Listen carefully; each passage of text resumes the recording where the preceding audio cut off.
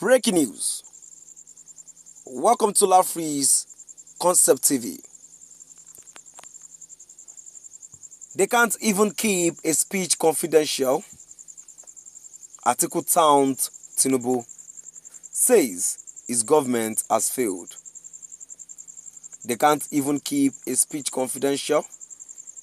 Atiku taunts Tinubu, says his government has failed. To my dear listeners, before I go into details, ensure you like, subscribe and share. Now the details. Former Vice President Atiku Abubakar has berated the present administration, which he accused of failure of all fronts. The presidential candidate of the People's Democratic Party, former Vice President Atiku Abubakar, has berated the present administration, which he accused of failure on all fronts. The presidential candidate of the People's Democratic Party, PDP, in the last election taunted President Bola Ahmed Tinubu over how his nationwide broadcast was made public ahead of the scheduled time. Ajuri Ngalale, presidential spokesman, had announced late Saturday that Tinubu would address the nation by 7 a.m. by Sunday. However, in line with tradition, text of the pre-recorded broadcast was released to the media with a 7:30 a.m. embargo. The speech was released so that the print media could capture it in their Sunday edition. But around midnight, the speech was all over social media, such that when it was being broadcast, some persons jocularly read it line by line with the president.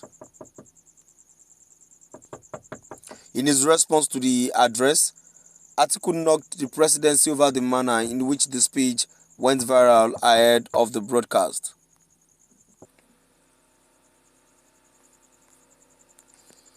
The administration has failed on all fronts, even in the simple task of keeping a presidential speech confidential. Typically, presidential addresses are shared under embargo with media houses. However, the premature leak of the speech, allowing Nigerians to read along with the president in real time, starkly illustrates the media, nay, Nigerians' dwindling confidence in this administration, Atiku said in a statement Paul Ibe, his media advisor, issued on his behalf. It described the broadcast as hollow and inadequate in addressing the suffering of Nigerians, adding that it did not meet the demands of the protesters. This address lacks credibility and fails to offer any immediate tangible solutions to the Nigerian people.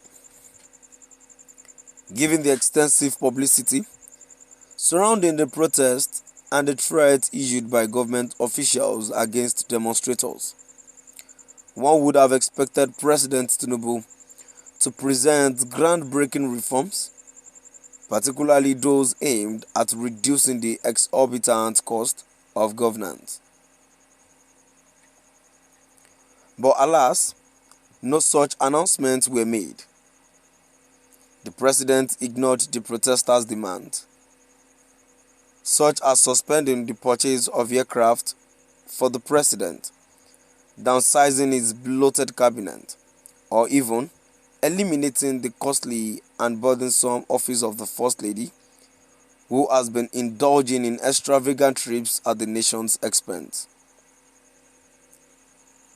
In his lackluster recorded speech, President Tinubu offered a a superficial account of his so-called reforms, revealing his own tenor's grasp of policy as he failed to convince his audience. While the president has spoken, it is unfortunate that his words lack substance and respect for the protesters' sentiment, leaving Nigerians with little faith in his reform agenda, if one exists at all. We urge the president and his team to own up to their failures over the past 14 months and abandon the absurd theory that the protests are orchestrated by the opposition, the statement read.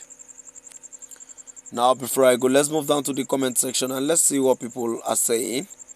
The first comment which I have here says, I have said oftentimes that those around him are the ones plotting. Another comment which I have here says, what better decisions can ensue from the mind of a man who looted Lagos of its wealth and structural investment to his private ownership, and also breed miscreant area boys as his private armies and hard drugs vendors. Nothing better can ensue from such a man's brain. Another comment here says, Atiku is not ashamed of himself. You have been crying that you want to be president since till now. Not, and I am sure you can never be president of Nigeria. You are number one loser. Another comment which I have here says, Nigeria is since dead and buried by thief Tinubu.